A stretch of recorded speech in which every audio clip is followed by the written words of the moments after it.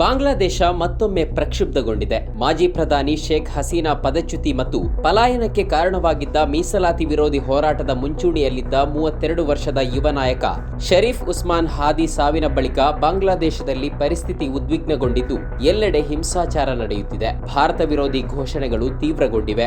ಬರುವ ಫೆಬ್ರವರಿಯಲ್ಲಿ ಬಾಂಗ್ಲಾದೇಶದಲ್ಲಿ ಸಾರ್ವತ್ರಿಕ ಚುನಾವಣೆ ನಡೆಯಬೇಕಿತ್ತು ಮತ್ತು ಚುನಾವಣೆಯಲ್ಲಿ ಸ್ಪರ್ಧಿಸುವುದಾಗಿ ಹಾದಿ ಘೋಷಿಸಿದ್ದರು. ಪ್ರಚಾರದಲ್ಲಿ ತೊಡಗಿದ್ದ ಅವರ ಮೇಲೆ ಡಿಸೆಂಬರ್ 12ರಂದು ಮುಸುಕುಧಾರಿ ವ್ಯಕ್ತಿಯೊಬ್ಬ ಗುಂಡು ಹಾರಿಸಿದ್ದ.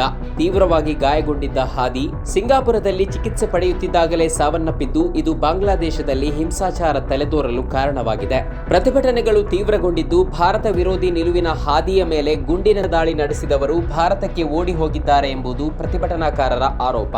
ಢಾಕಾದಲ್ಲಿ ಪ್ರತಿಭಟನೆಗಳು ಮುಂದುವರೆದಿದ್ದು, ರಾಜಕೀಯ ಪಕ್ಷಗಳು ಶಾಂತಿ ಕಾಪಾಡಲು ಒತ್ತಾಯಿಸುತ್ತಿವೆ. ಬಾಂಗ್ಲಾದೇಶಿ ಪತ್ರಕರ್ತರು ಅಂತಾರಾಷ್ಟ್ರೀಯ ಮಾಧ್ಯಮ BJIM ದಾಳಿಗಳನ್ನು ಖಂಡಿಸಿದೆ. ಅಲ್ಲದೆ ಈ ಹಿಂಸಾಚಾರದ ವೇಳೆ ಪತ್ರಕರ್ತರನ್ನ ರಕ್ಷಿಸಲು ಮತ್ತು ಮಾಧ್ಯಮ ಸ್ವಾತಂತ್ರ್ಯವನ್ನ ಖಚಿತಪಡಿಸಿಕೊಳ್ಳಲು ಮಧ್ಯಂತರ ಸರ್ಕಾರವನ್ನ ಕೋರಿದೆ. ಬಾಂಗ್ಲಾದೇಶದ ವಿವಿಧೆಡೆ ರಾತ್ರೋರಾತ್ರಿ ನಡೆದ ದಾಳಿಗಳು ಮತ್ತು ವಿಧ್ವಂಸಕ ಕೃತ್ಯಗಳ ನಂತರ ದೇಶದ 2 ಪ್ರಮುಖ ಪತ್ರಿಕಾ ಕಚೇರಿಗಳಿಗೆ ಬೆಂಕಿ ಹಚ್ಚಲಾಯಿತು. ಸಾವಿರಾರು ಜನರು ಹಾದಿ ಅವರನ್ನ ಕೊಂದ ಬಂದೂಕುಧಾರಿಗಳನ್ನ ಬಂಧಿಸಬೇಕೆಂದು ಒತ್ತಾಯಿಸಿ ತಮ್ಮ ಪ್ರತಿಭಟನೆ ಮುಂದುವರೆಸಿದ್ದಾರೆ. ಹಲವಾರು ಗುಂಪುಗಳು ರ್ಯಾಲಿಗಳನ್ನು ನಡೆಸುತ್ತಿವೆ. ಭಾರತ ಮಾಜಿ ಪ್ರಧಾನಿ ಶೇಖ್ ಹಸೀನಾ ಸೇರಿದಂತೆ ಯಾರಿಗೂ ಆಶ್ರಯ ನೀಡಬಾರದು ಎಂದು ಪ್ರತಿಭಟನಾಕಾರರು ಒತ್ತಾಯಿಸುತ್ತಿದ್ದಾರೆ. ಹಂತಕರನ್ನ ವಶಕ್ಕೆ ಪಡೆಯುವವರೆಗೆ ಭಾರತದ ರಾಯಭಾರ ಕಚೇರಿಯನ್ನ ಮುಚ್ಚಬೇಕು ಎಂದು ಮೊಹಮ್ಮದ್ ಯೂನುಸ್ ನೇತೃತ್ವದ ಮಧ್ಯಂತರ ಸರ್ಕಾರವನ್ನ ಪ್ರತಿಭಟನಾಕಾರರು ಆಗ್ರಹಿಸಿದ್ದಾರೆ. ಬಾಂಗ್ಲಾದೇಶ ರಾಷ್ಟ್ರೀಯವಾದಿ ಪಕ್ಷ ಮಾಧ್ಯಮ ಸಂಸ್ಥೆಗಳು ಮತ್ತು ಪತ್ರಕರ್ತರ ಮೇಲಿನ ದಾಳಿಗಳನ್ನು ಖಂಡಿಸಿದೆ. ರಾಷ್ಟ್ರೀಯ ಬಿಕ್ಕಟ್ಟಿನ ಕ್ಷಣಗಳನ್ನು ಬಳಸಿಕೊಳ್ಳಲು ಕಾಯುವವರು ದೇಶದ ಶತ್ರುಗಳು ಎಂದು ಹೇಳಿರುವ ಅದು ಪ್ರೋತೋಮ್ ಅಲೋ ಮತ್ತು ದಿ ಡೈಲಿ ಸ್ಟಾರ್ ಕಚೇರಿಗಳ ಮೇಲಿನ ದಾಳಿಗಳನ್ನು ಖಂಡಿಸಿದೆ.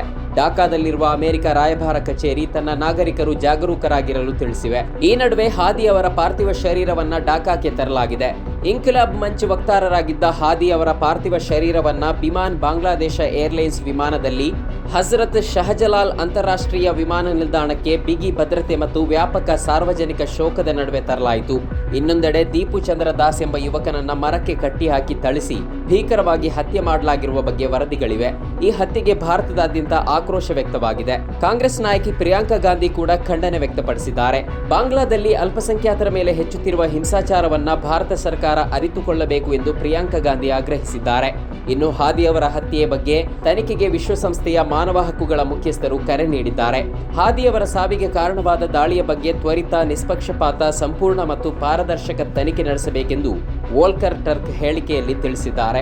ನಮ್ಮ ಕಾರ್ಯಕ್ರಮಗಳನ್ನ ನೀವು ನೋಡ್ತಾ ಇದ್ರೆ ನಮ್ಮ ಚಾನೆಲ್ ಅನ್ನ ಸಬ್ಸ್ಕ್ರೈಬ್ ಮಾಡಿ, ಪಕ್ಕದ ಬೆಲ್ ಐಕಾನ್ ಒತ್ತಿ ನಮ್ಮನ್ನ ಬೆಂಬಲಿಸಿ.